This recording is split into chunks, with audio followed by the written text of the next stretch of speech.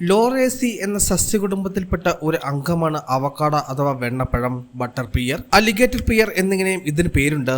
ഈ മരത്തിന്റെ ഫലത്തെയും അവക്കാഡ എന്നാണ് പറയുക. മുട്ടയുടെ ആകൃതിയുള്ളതോ വൃത്താകൃതിയുള്ളതോ ആയ ഫലത്തിനകത്ത് കട്ടിയുള്ള അല്പം വലിപ്പമുള്ള വിത്താണ് ഉണ്ടാവുക.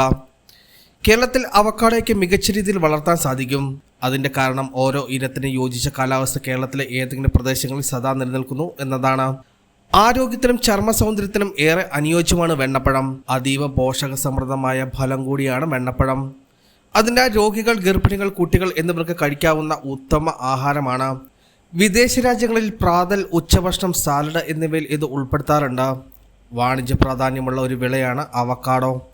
ഇതിന്റെ മരവും ഫലവും ഉഷ്ണമേഖലാ കാലാവസ്ഥയുള്ള ലോകത്തിന്റെ വിവിധ ഭാഗങ്ങളിൽ കൃഷി ചെയ്യപ്പെടുന്നു. ഇന്ന് കേരളത്തിൽ ധാരാളം ആളുകൾ അവക്കാഡോ വീടുകളിൽ നട്ടു വളർത്താറുണ്ട്. പൊതുവെ ഗ്രാഫ്റ്റ് തൈകളിൽ കുറച്ചു വർഷങ്ങൾ കൊണ്ട് തന്നെ കായ്ഫലം കാണാറുണ്ട്. പച്ച നിറത്തിലുള്ള തൊലിയോടുകൂടി ഈ ഫലം വിളവെടുപ്പിന് ശേഷം പഴുപ്പിക്കുന്നു.